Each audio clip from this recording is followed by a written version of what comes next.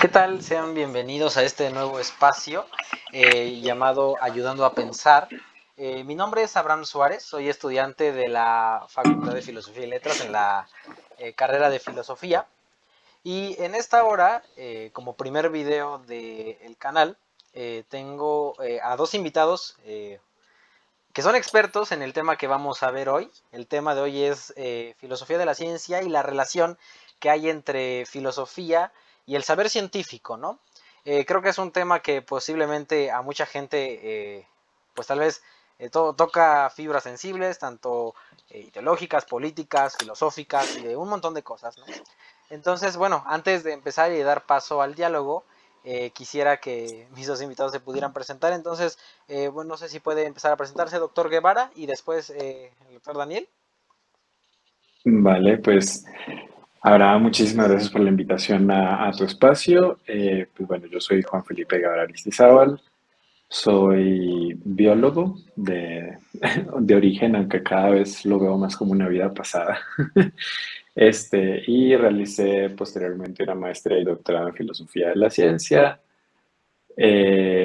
donde trabajé asuntos relacionados primero con Wittgenstein y juegos del lenguaje y después fue sobre Kant, el concepto de organismo en la tercera crítica y pues su relación con las ciencias de la vida y pues cómo surge, digamos, disciplinarmente parte de la biología a principios del siglo XIX.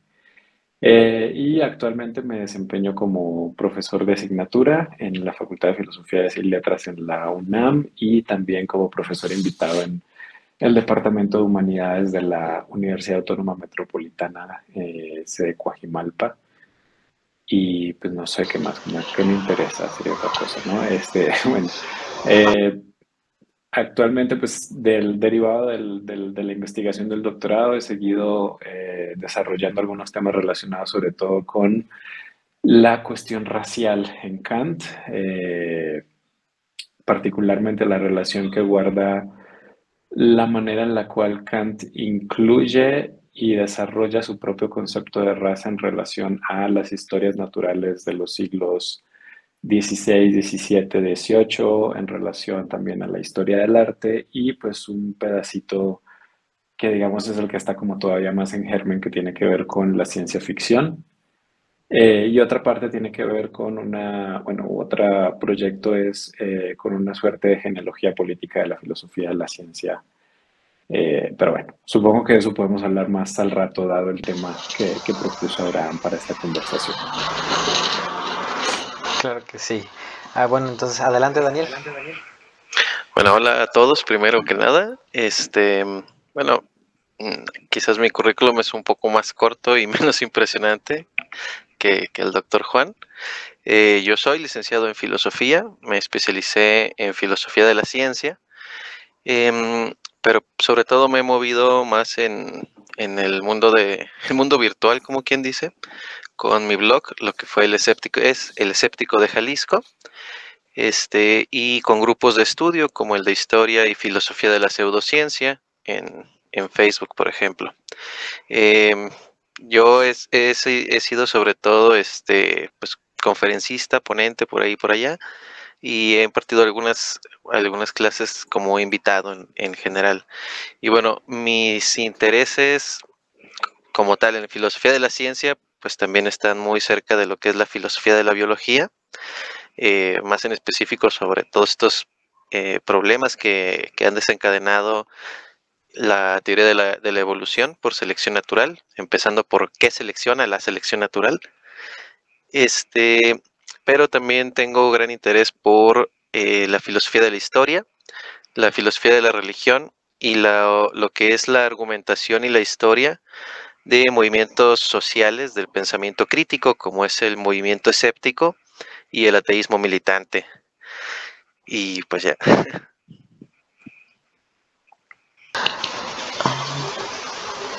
Excelente. Bueno, entonces gracias por la presentación de ambos. Em, Vamos a pasar a la primera pregunta. Entonces, bueno, ¿quién quiere iniciar? Bueno, vamos a empezar con el doctor Guevara y después Daniel. Doctor Daniel, entonces, bueno, la primera pregunta que quisiera plantear a los dos.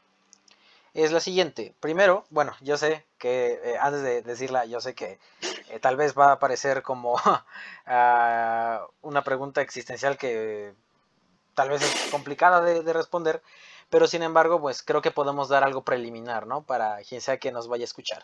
Dice, ¿qué es la ciencia? ¿Qué es la filosofía? ¿Y cuál es la relación entre esas dos? O si existe una relación. Yo digo que las saladitas son horneadas. Claro. Sí, sí, oye, qué manera de comenzar, Abraham. Este, pues a ver, no. Yo creo que no tengo una respuesta muy clara para ninguna de las dos. A ver, o sea, para mí es muy difícil definir la ciencia, mm,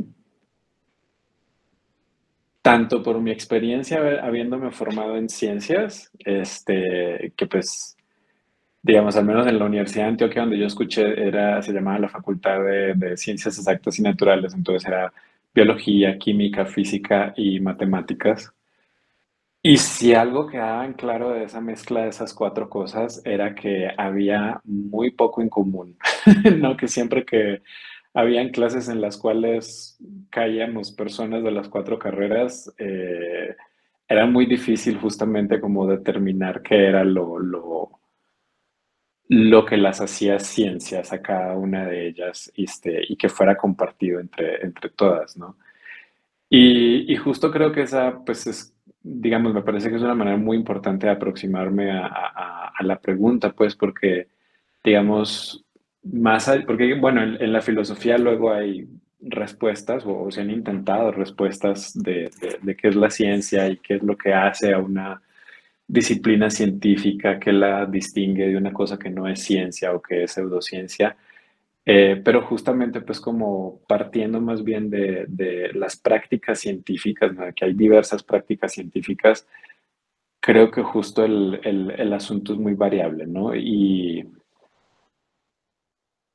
Y entonces sí, o sea, hay un compromiso con la producción de conocimiento, hay un compromiso con una cierta noción de verdad.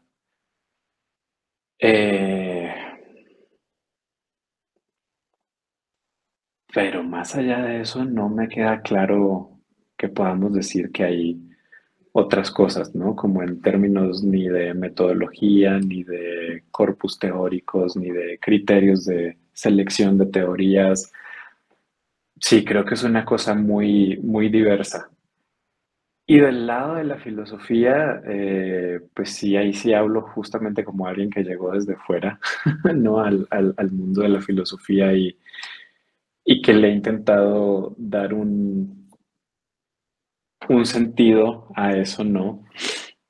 Eh, y pues por lo menos para mí la filosofía sí tiene que ver mucho con un asunto de cómo hacer preguntas y cómo cuestionar las cosas que están pasando, pero no tanto como en este estereotipo o suerte de imagen, no a veces de ahí por qué, y por qué, y por qué, no, sino de preguntas que más bien traten de abrir el panorama de discusión a algo mucho más amplio. Y sé que estoy siendo extremadamente vago, pero pues creo que es para mí es la dificultad que tienen las definiciones, ¿no? Que al tratar de ser muy específicas quizás pierden mucho de lo que la gente en ciencia hace o de lo que las personas que practican la filosofía hacen. Entonces, sí, creo que es una cuestión más de rasgos generales. ¿Y qué tienen que ver? Pues yo creo que históricamente es algo que ha estado muy de la mano, ¿no? O sea, finalmente la división o separación entre ciencia y filosofía es algo que ocurre ya en la modernidad.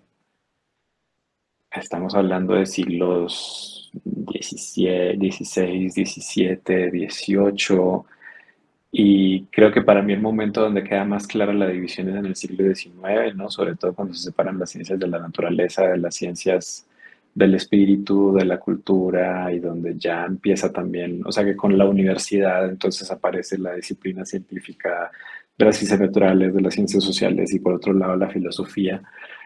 Eh, pero incluso en ese tránsito pues ya están muy unidas, o sea, siempre ha habido como un diálogo muy cercano entre ellas, pero precisamente estos momentos de unión y al mismo tiempo de separación van definiendo entonces qué tipo de relaciones se establecen, ¿no? Y, por ejemplo, entonces en el siglo XIX, cuando empiezan a separarse las ciencias, la filosofía entonces va a tomar un lugar muy peculiar, donde por un lado va a haber una que se alía entonces más a las ciencias de la naturaleza, a las ciencias naturales, y es lo que se va a llamar una filosofía científica, y digamos esa es la que luego va a irse transformando a lo que ya en el siglo XX vamos a conocer como filosofía de la ciencia, ¿no? Con el Círculo de Viena y posteriormente con Popper y todo este éxodo que ocurre a partir de la Segunda Guerra Mundial, pero también está por el otro lado una vertiente donde las ciencias del espíritu o las ciencias sociales o humanas,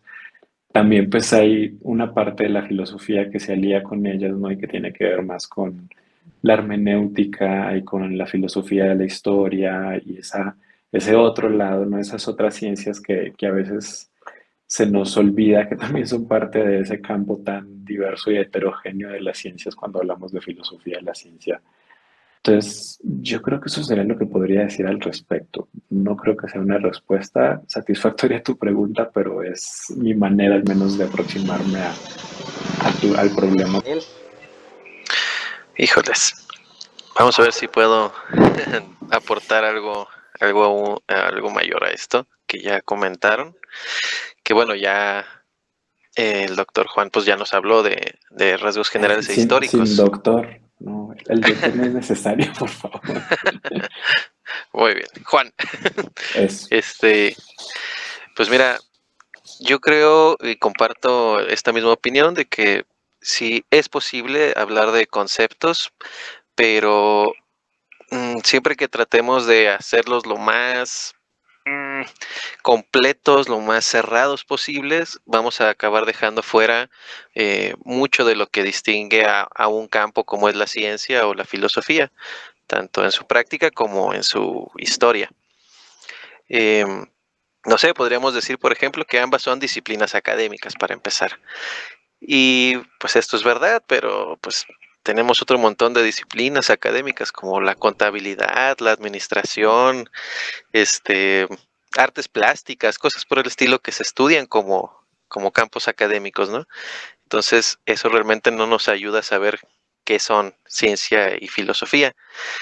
Podríamos ser un poquito más específicos. Bueno, son áreas académicas del conocimiento o enfocadas a la investigación o producción del conocimiento.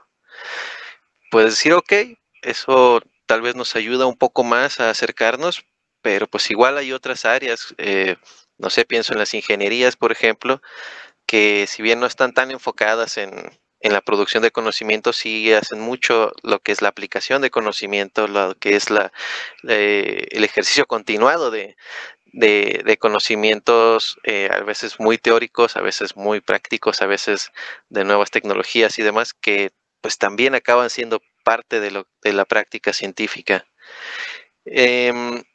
No sé, yo trataría entonces de definirlas a partir de varios criterios, porque este también es, creo, un problema que surge en varias propuestas a lo largo de la historia que tratan de definirlas, que usualmente nos dicen la ciencia es el método científico o la ciencia es sus teorías, la ciencia es la actividad de falsar hipótesis.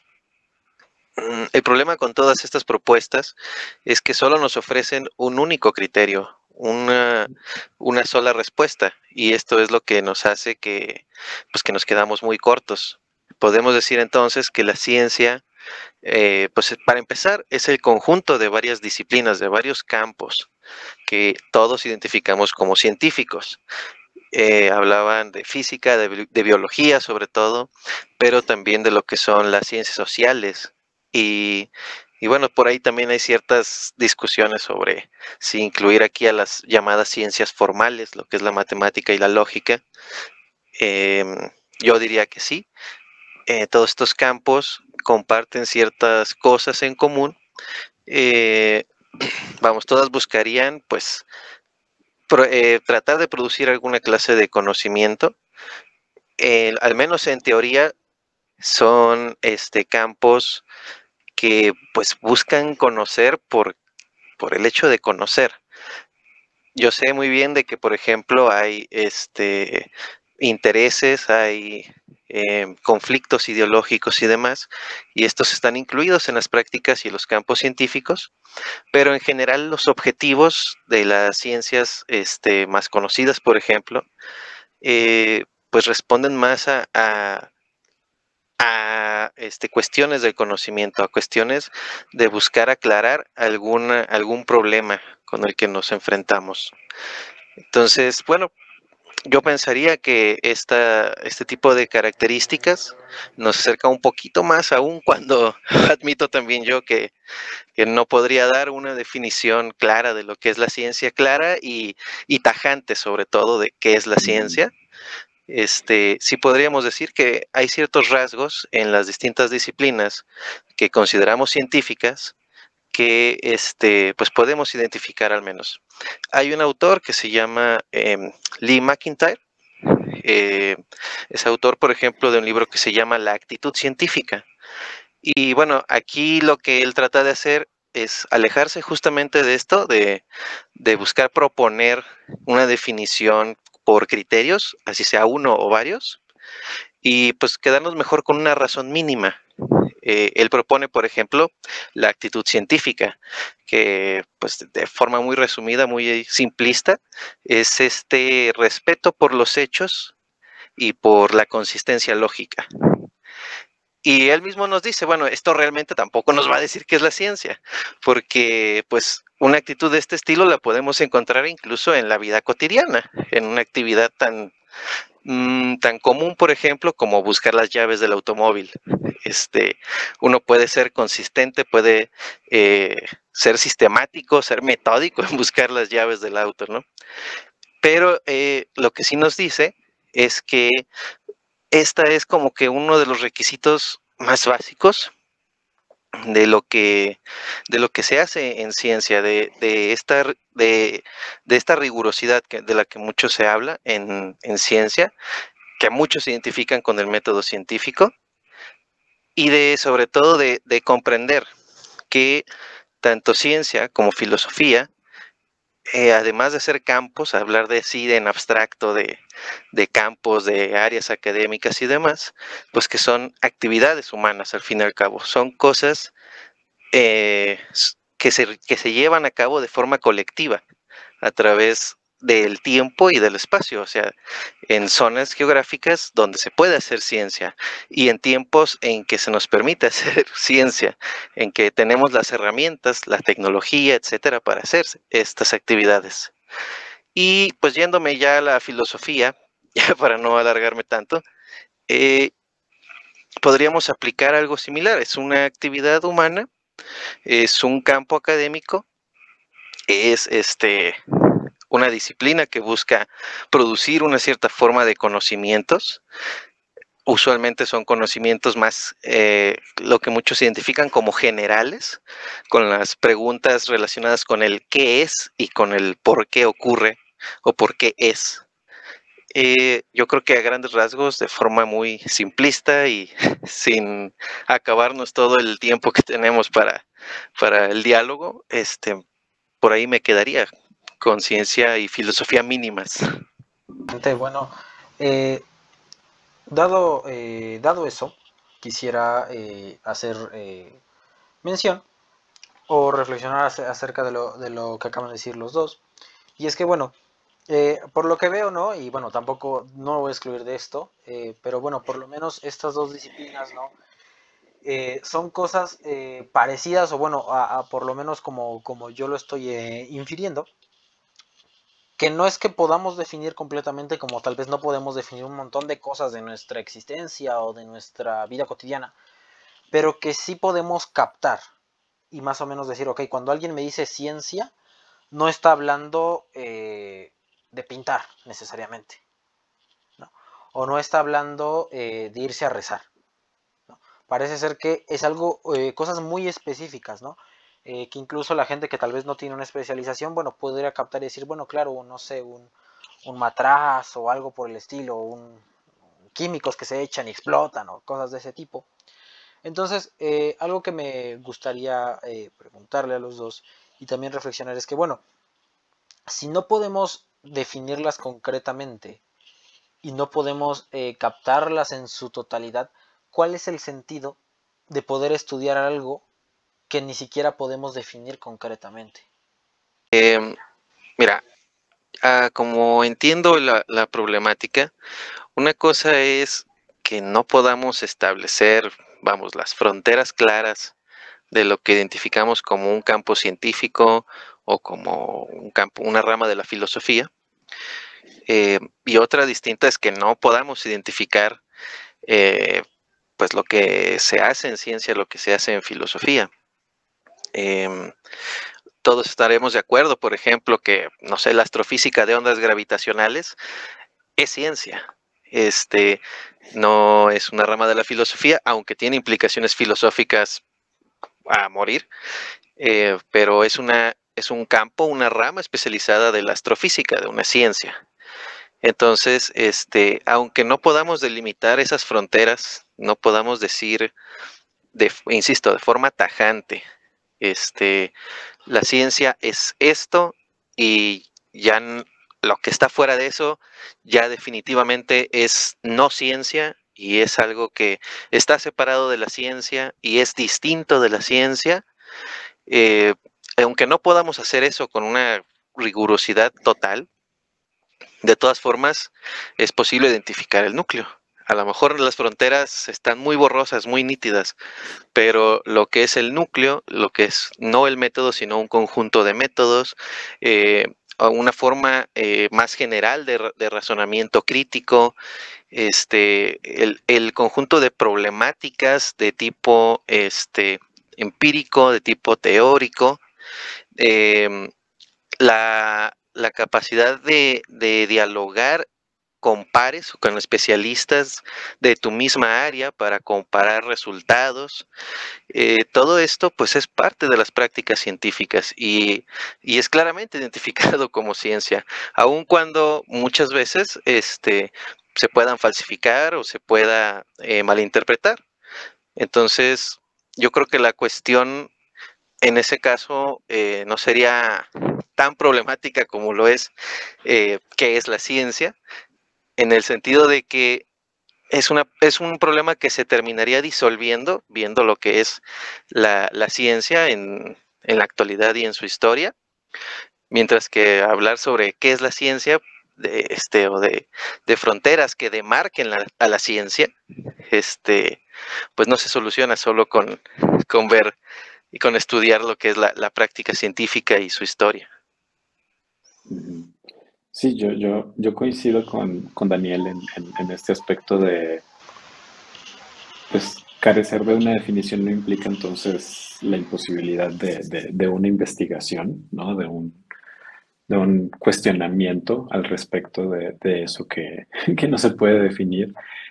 Y precisamente en esa medida entran otro tipo de factores en juego, ¿no? O sea, y precisamente me parece que a la hora de hablar tanto de ciencia como de filosofía, uno de los aspectos muy interesantes y relevantes de cómo identificamos eso y de qué manera nos aproximamos también a ellas es a través de una serie de criterios que podríamos llamar del orden social, ¿no? Como señalaba Daniel en su primera respuesta, pues podemos acercarnos desde esto como disciplinas académicas, ¿no? Quienes están estudiando estas cosas en la universidad y salen con un título que dicen que son biólogos, físicas, matemáticas, historiadoras, sociólogas, psicólogos, y quienes salen con uno que dice que es filósofo o filósofa, ¿no? Eso por un lado, pero entonces también luego cuáles son las instituciones en las cuales trabajan, de qué manera se reconoce que están en esos lugares y hacen determinado tipo de investigación y producen determinado tipo de conocimiento que se conoce como ciencia o como filosofía. Está también este asunto de reconocimiento entre pares que también mencionaba Daniel, ¿no? De qué manera hay un reconocimiento por otras personas que se reconocen como parte de la misma comunidad, que producen un cierto tipo de conocimiento en particular y no otro. Y entonces, pues ahí, digamos, también tendríamos que entrar a hablar de pues, lo que tú mismo, Abraham, planteabas en tu pregunta, o más bien en el planteamiento de la pregunta, que tiene que ver también con los imaginarios sociales de qué es ciencia y qué es filosofía, ¿no? Como decías, pues uno piensa en ciencia y se imagina un laboratorio y que están ahí mezclando cosas o que hacen esto y aquello, pero pues hay ciencias donde eso no pasa, ¿no? Donde no hay laboratorio, donde la gente de pronto sale al campo, sale al mar, se va a un río, hacen una cosa, hacen la otra, y entonces son distintas maneras de hacer eso. Y lo mismo con la filosofía, ¿no? ¿Cuál es el imaginario social de la filosofía? Pues alguien que está ahí preguntándose, pero ¿qué es la existencia? ¿Qué es el ser? Y esto. Y es así de, bueno, o sea, esa es una parte, pero en realidad la filosofía se hace muchísimas más preguntas que eso, ¿no? O que es capaz de redirigir esas preguntas acerca del ser, la existencia, la verdad, lo bueno, la virtud, hacia otros campos digamos, más concretos y de cómo se piensa esto en situaciones particulares y singulares de la vida y de las actividades humanas. Entonces, si lo vemos desde ese lado, ¿no? Como cómo se constituyen la ciencia y la filosofía como un quehacer humano, que entonces involucra una relación con la sociedad y una serie de criterios sociales que también nos ayudan a si no determinar, al menos sí reconocer qué es lo que es la ciencia y qué es lo que es la filosofía, pues ahí ya tenemos entonces herramientas importantes para poder decir, ah, bueno, entonces quizás lo que tenemos que estudiar es, si no bien la ciencia como tal, ¿no? Y con una definición tal cual, al menos aquello que hacen este grupo de personas que por determinadas instituciones de educación o de instituciones de investigación y demás, se les reconoce como científicos y científicas que hacen tal o cual, o filósofos y filósofas que se dedican a reflexionar sobre tal o cual tema. Excelente. Bueno, antes de pasar a la siguiente pregunta, me gustaría decir algo ahí.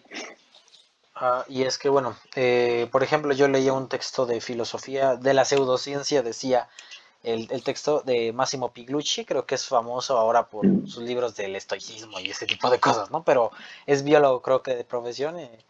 Entonces, bueno, creo que aquí hay también dos personas que les gusta la biología.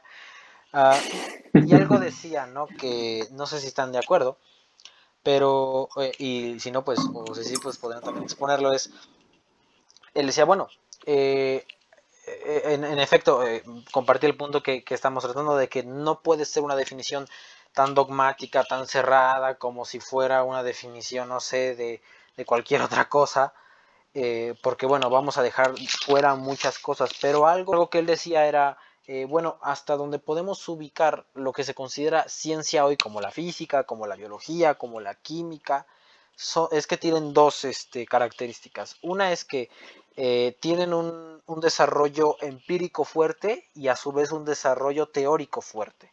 Entonces él ponía como una gráfica, tal vez la ponga ahí en la edición, donde él ubica más o menos, que dice, bueno, ubica diferentes labores científicas y ubica también las pseudociencias o lo que él considera que es una pseudociencia. Entonces, por ejemplo, él pone la psicología evolutiva, que todavía se supone que no es una ciencia, y él pone un ejemplo que algunos psicólogos evolucionistas dicen que, no sé, cierta medida de caderas de las mujeres es universalmente atractivo para los hombres. Y dice, bueno, ¿por qué esto no es una ciencia todavía, aunque tenga presupuestos científicos como la evolución? Porque no tiene un desarrollo teórico ni empírico tan fuerte para hacer una aseveración de esas. Por contrario, no sé, la física o la astrofísica, ¿no? Que tiene un desarrollo empírico muy fuerte, hemos ubicado en los hoyos negros y todo lo que se hace, y por su parte también tiene un desarrollo teórico muy fuerte, por lo tanto podemos ubicarla más o menos que es dentro en el campo de las ciencias. Entonces, no sé cuál es su opinión de eso. Mm, Pues a ver, si quieres, Adelante, adelante. tomo de nuevo en esta ocasión. Eh, pues sí, Piglucci es un personaje bien peculiar. Nomás hacía moda anécdota. Recuerdo que cuando estaba estudiando biología y estaba terminando la carrera por allá en el 2010, 2011, sí, lo leí mucho y me lo encontré porque estaba como en este boom de la epigenética y entonces él estaba como recuperando muchas cosas de ahí para proponer esta idea de que hay una síntesis evolutiva extendida, ¿no? Que no son nada más los genes, sino que hay mucho de eso. Y bueno, ya después de eso me vine para acá a México a estudiar filosofía de la ciencia y pues como que le perdí el rastro, ¿no? Y de pronto después me lo empecé a encontrar en las librerías con que el estoicismo y no sé qué, y dije, momento, ¿aquí qué pasó, no? Esto, ¿en qué momento saltamos de una cosa a otra?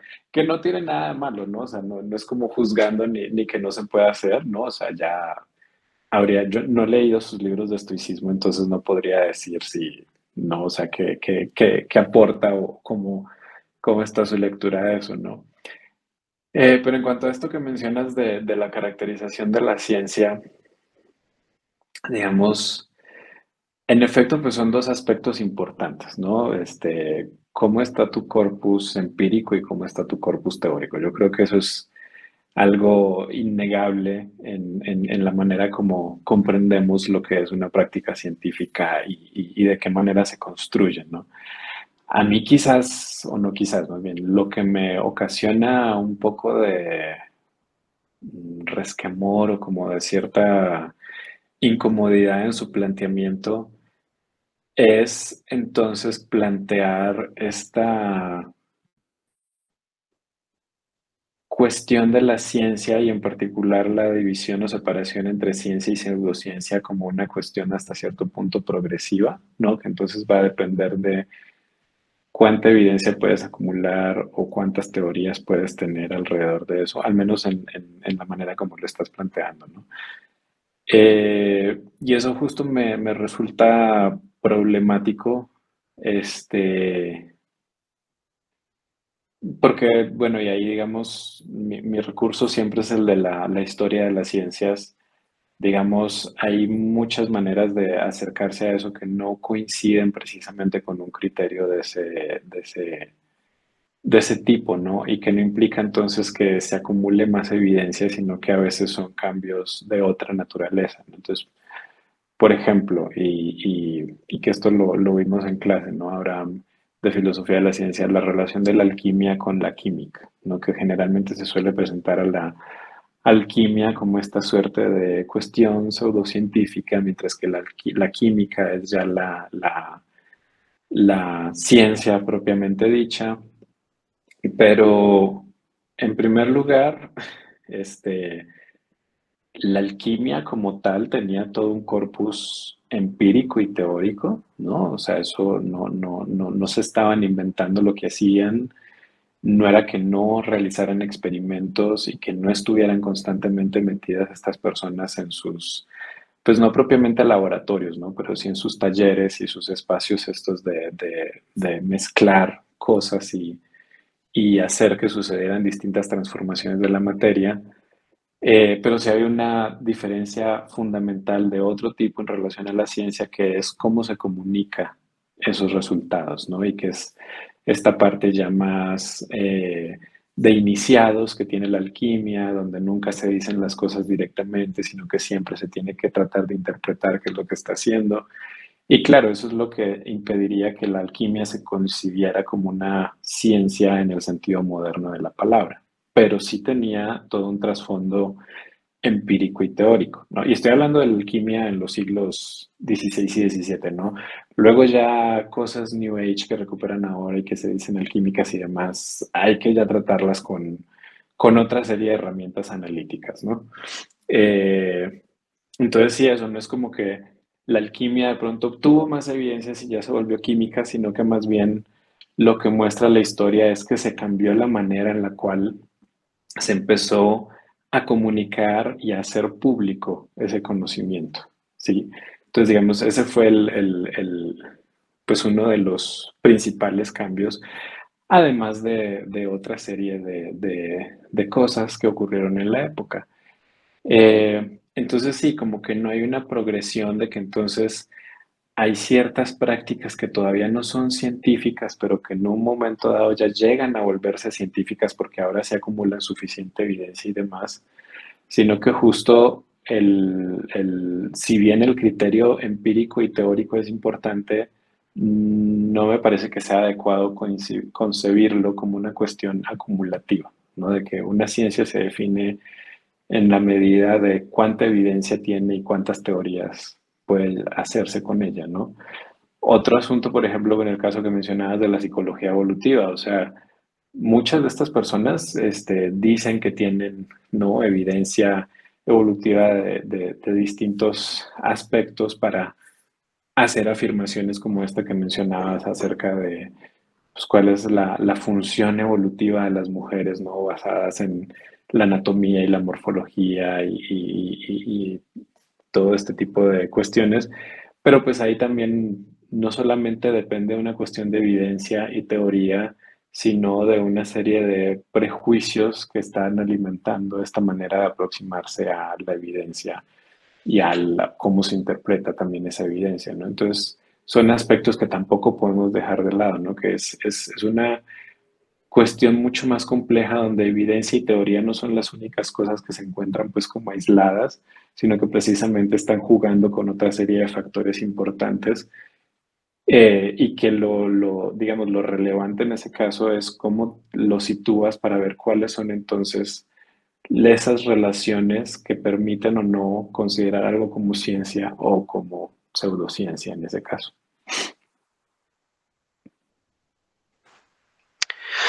Yo esencialmente estoy de acuerdo.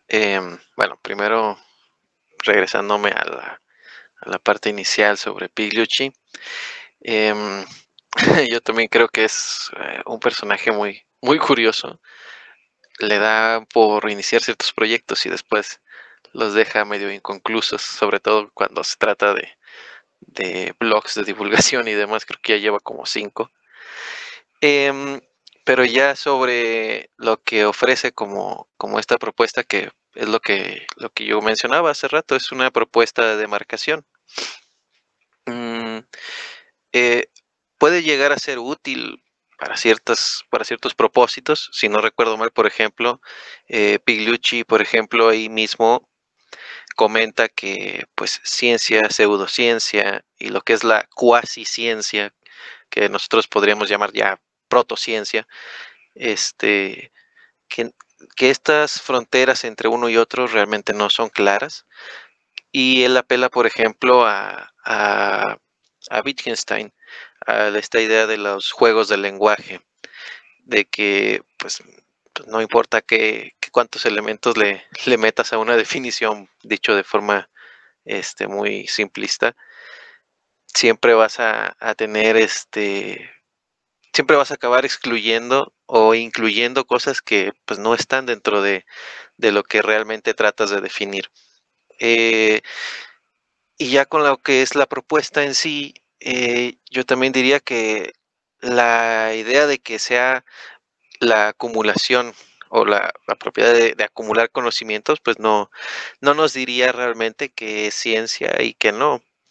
Eh, por ejemplo, la psicología evolucionista pues ya lleva, ¿qué será? Ya 30, 40 años. Ciertamente tiene un volumen muy grande de conocimiento, ya llenas una biblioteca de libros y artículos sobre psicología evolucionista.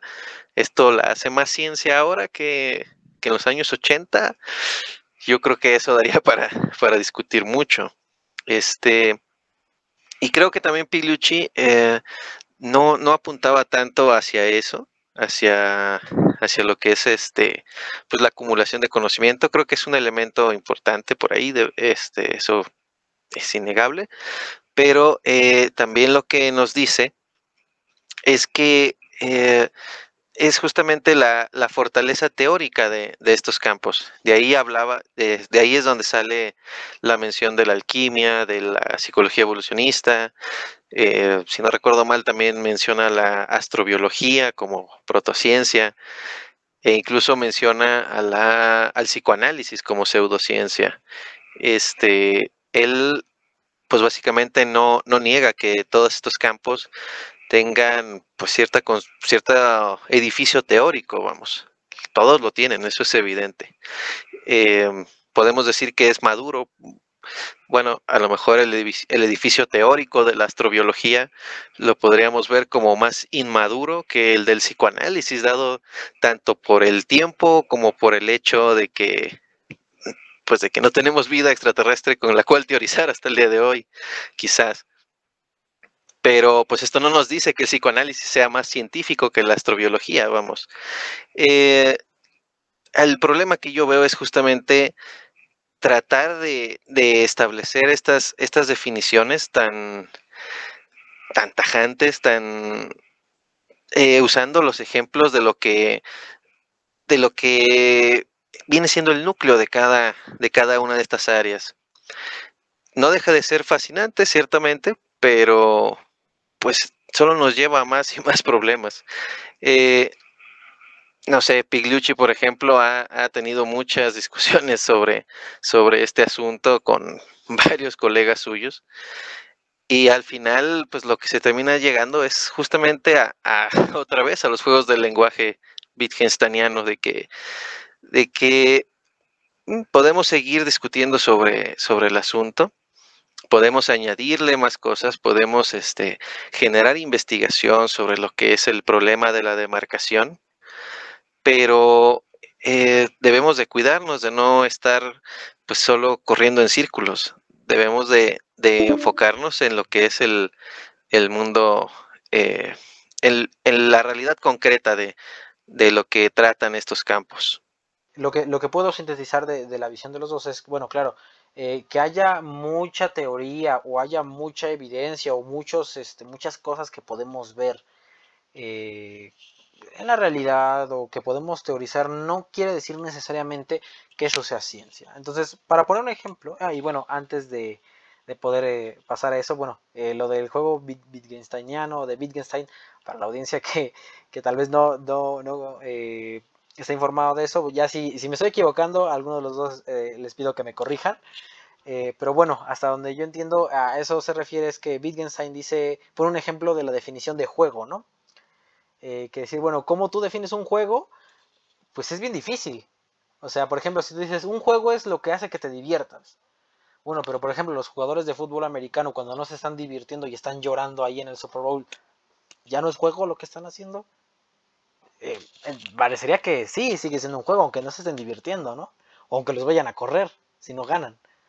Eh, y cosas de ese tipo, ¿no? Que si uno trata de definir tan dogmáticamente juego, bueno, va a dejar un montón de cosas fuera, ¿no? Entonces lo mismo puede pasar con la ciencia, ¿no?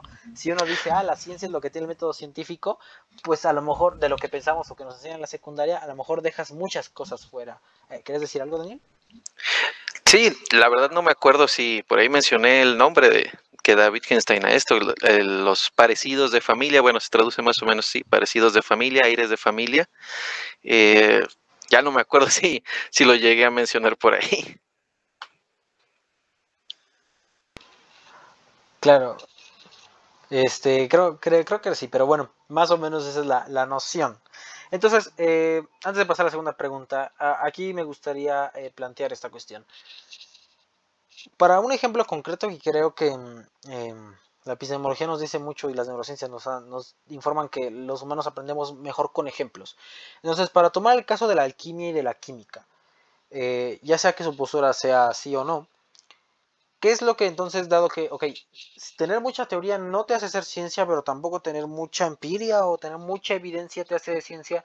Entonces, por ejemplo, en el caso de la alquimia y de la química, por poner un ejemplo, eh, ¿cuál dirían ustedes que fue el paso que hizo que se convirtiera en ciencia como lo conocemos ahora? ¿O en realidad también la alquimia puede ser considerada ciencia?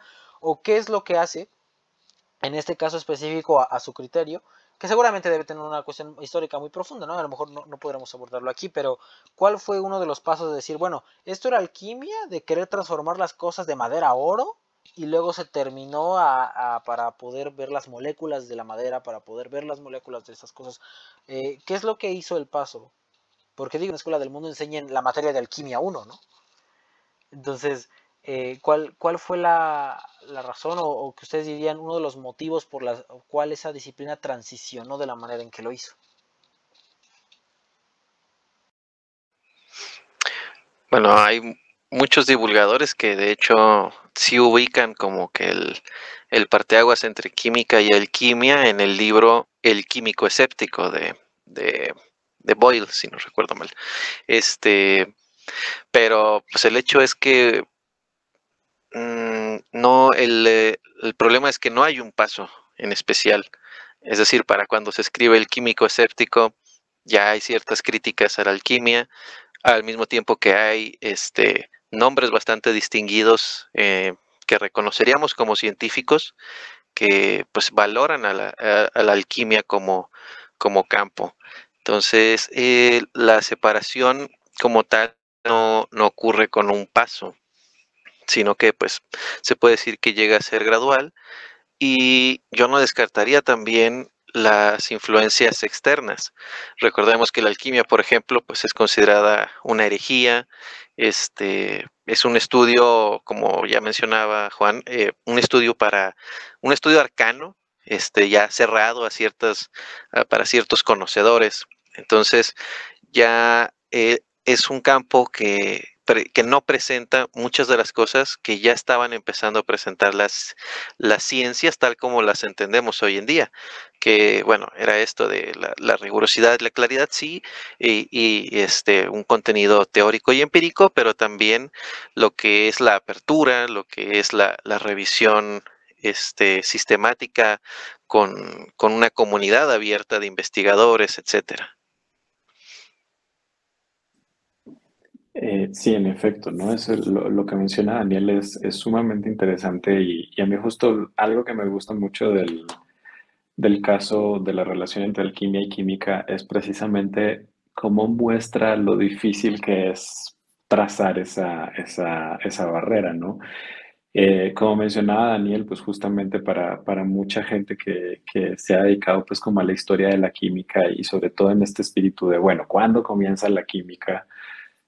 Señalan pues que es con Robert Boyle y el químico escéptico, pero una de las cosas interesantes al revisar la historia de las ciencias es que precisamente Boyle también era alguien que seguía muchas de las ideas de la alquimia, ¿no? Incluso hay muchas anécdotas de cómo se carteaba con un montón de estas personas que intentaban transmutar los metales en oro, y incluso en ocasiones se dejó timar, o sea, de que le pidieron así dinero para que hicieran más experimentos estas personas y eso, y él se los dio y al final pues no le respondieron con nada. Entonces, o sea, se le da la etiqueta de padre fundador de la química, pero al mismo tiempo es alguien que estaba sumamente metido dentro de este mundo de la alquimia y que hasta cierto punto lo conocía, ¿no? Y precisamente una de las cosas interesantes de Boyle, que esto es algo que estudios de la historia de la ciencia de los 90 hacia acá han estado como sacando más, es que precisamente mucho de su interés en la alquimia no solamente tenía que ver con la cuestión de la transformación de la materia, sino también eso cómo se relacionaba con ciertas ideas teológicas y con la posibilidad de comunicarse con ángeles y con santos, ¿no? O sea, empiezan a aparecer una cantidad de cosas que uno dice, bueno, pero entonces como que este era el padre de la química si me está hablando de que quería hablar con ángeles y no sé qué. Y entonces ahí llegamos ya, se nos plantea otro problema de, bueno, pero es que ¿de dónde surge la necesidad de decir dónde comenzó la ciencia? ¿No? Y esa es una pregunta que justo hacemos en retrospectiva, ¿no? Es una pregunta que planteamos desde nuestro presente, donde tenemos más o menos claro, ¿no? A pesar de la falta de una definición, tenemos más o menos claras cuáles son como algunas de las cosas básicas de la ciencia, ¿no? Y una de las que más se ha popularizado es, por ejemplo, la enemistad, por decirlo de alguna manera, entre ciencia y religión, teología, lo sobrenatural, ¿no? Entonces, hay que ir y ver, ¿no? Dónde se separaron estas cosas y entonces dada la manera en la que entendemos la ciencia actualmente, podemos ir al pasado a rastrear en qué momento surgió eso. Pero es una investigación entonces que estamos haciendo desde el presente, queriendo encontrar dónde se dio ese cambio, ¿no? Pero al hacer eso, quitamos, ¿no? O corremos el riesgo más bien de simplificar ese pasado, ¿sí? Y lo mismo, por ejemplo, también ocurre con otra figura, pues, sumamente importante de la ciencia moderna como Newton, que también tenía un montón de escritos sobre alquimia y que incluso que la misma gente que investigaba sobre Newton, cuando se empiezan a encontrar todos esos textos, pues sale, ¿no? Como esta suerte de prejuicio histórico y dicen, no, pues esto no es importante, mejor, esto no lo vamos a publicar, dejémoslo aquí quietico, hasta que ya otra gente llega, ¿no? Entre ellas, pues una historiadora muy importante que fue la que empezó a trabajar más esto, que es Mary Jo Dobbs, y empiezan a ver cómo Newton también tenía toda esta faceta alquímica y no se peleaba con todo lo que dijo acerca de la gravitación universal ni nada, sino que formaba parte de ese mismo universo teórico. Entonces, en efecto, no hay un solo momento.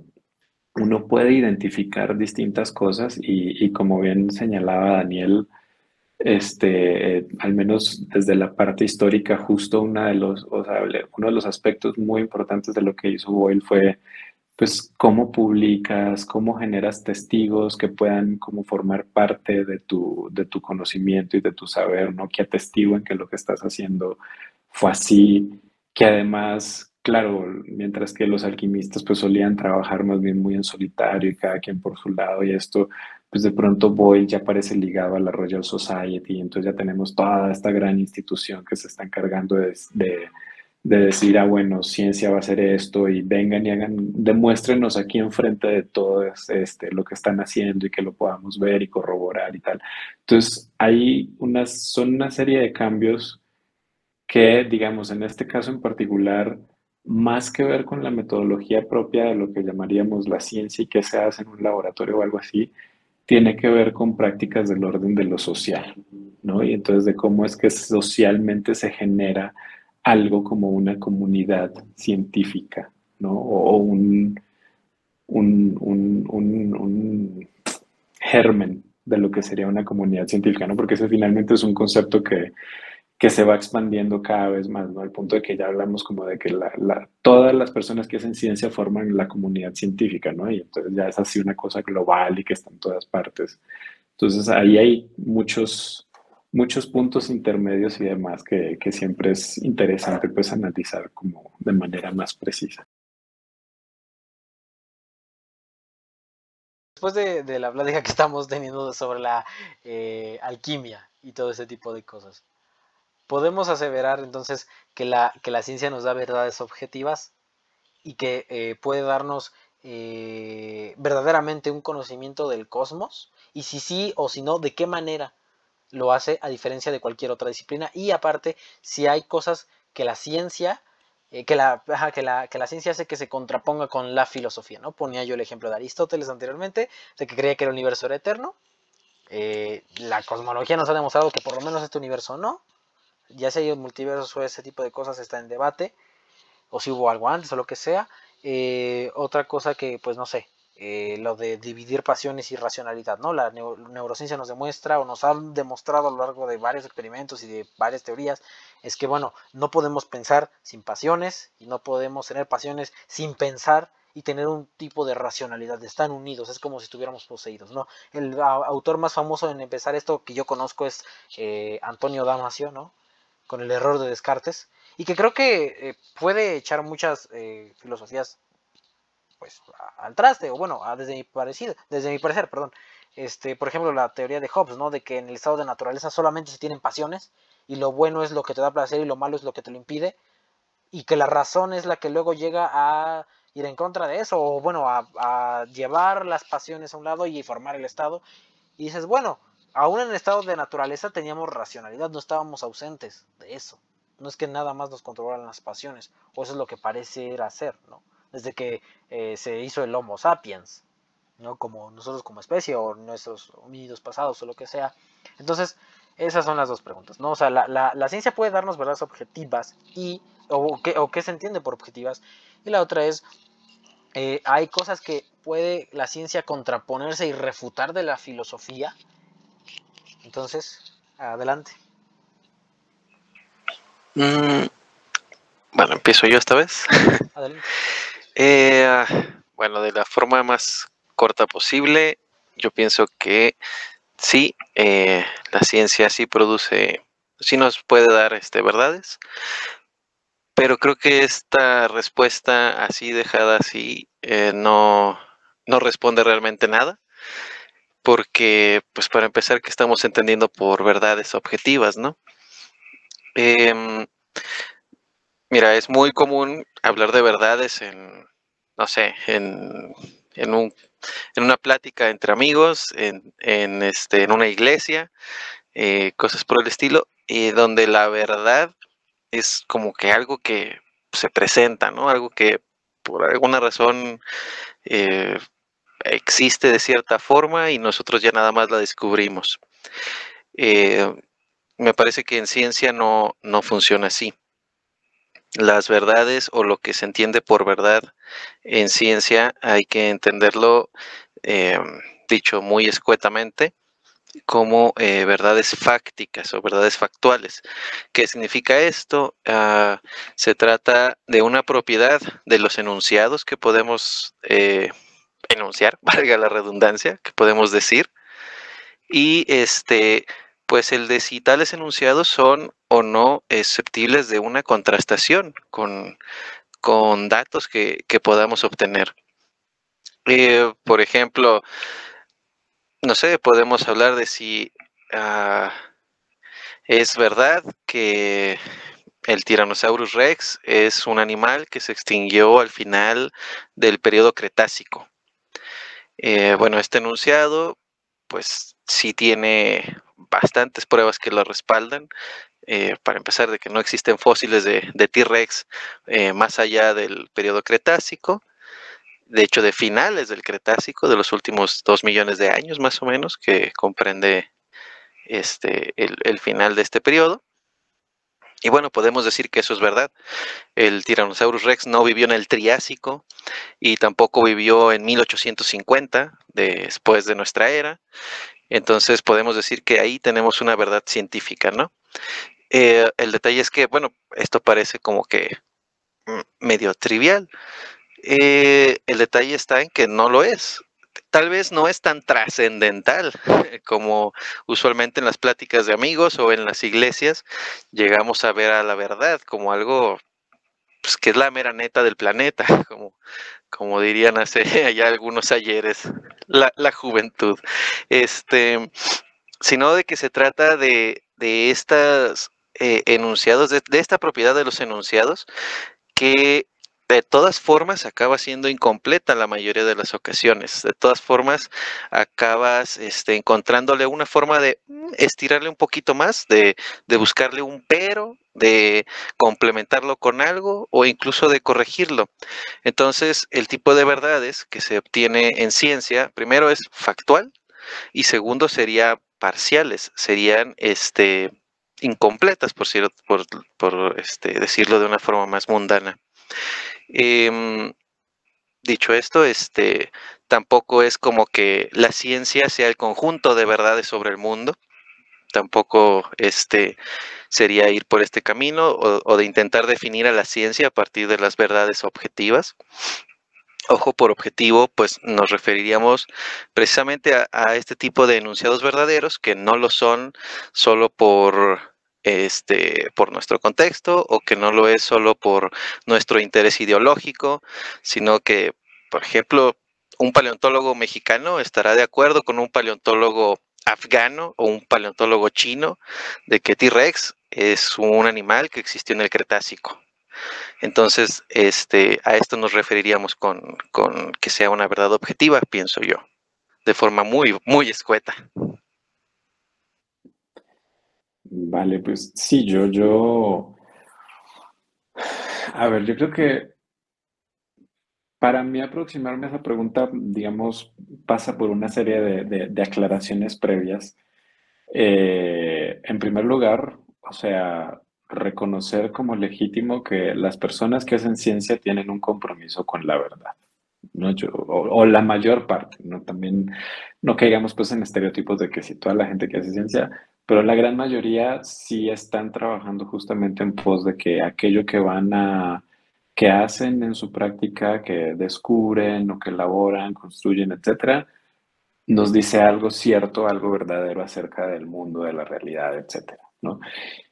Y lo digo porque precisamente una de las cosas que luego surgen, en especial cuando hablamos ya de una verdad objetiva, ¿no? Que suele tener estos tintes de universal, neutra, que tiene un grado de certeza, ¿no? Que es innegable, pues eso a mucha gente en la parte de filosofía y humanidades pues les causa cierto escozor y cierta rasquiña que les lleva entonces también a decir, no, pero es que esa no es la verdad y entonces las personas que hacen ciencia no pueden decir que trabajan con la verdad de esta o cual manera y es decir, no, pero un momento, o sea, es importante justamente respetar eso porque si no vamos a repetir situaciones como las de Sócal y episodios de la Guerra de las Ciencias, que eso no nos va a llevar a ningún lado, ¿no? Entonces, partiendo de eso, digamos, el asunto de la verdad objetiva creo que justamente me resulta a mí que es más fructífero abordarlo por el lado de la objetividad, ¿no? ¿De qué manera entonces entendemos esta objetividad que ofrece la ciencia? Y ahí pues sí me resulta muy atractivo y pues creo que a mí me ha funcionado como mucho en mi manera de aproximarme a este tipo de discusiones, las perspectivas feministas y, por ejemplo, de una pensadora como Donna Haraway, ¿no? Que habla, pues ella tiene esta propuesta ya, ¿no? De los ochentas acerca del conocimiento situado, y ella precisamente como que trata de distinguir, ¿no? O sea, dice, bueno, entonces podemos decir que hay un conocimiento objetivo y por el otro lado, entonces se supone que hay una suerte de relativismo, ¿no? Que dice que todo vale, que todo está igual. Pero ella, por ejemplo, lo interesante que hace es que desarma ese argumento, ¿no? Porque ella dice, bueno, entonces pareciera que el conocimiento objetivo es este ojo de Dios, ¿no? El que está por fuera y puede entonces juzgar lo que se hace allá en quienes conocen y quienes están produciendo conocimiento. Y el relativismo, entonces, como todos valen igual, es como si tú tuvieras la posibilidad de ponerte en todas las posibles perspectivas que puede haber acerca de esa cosa y después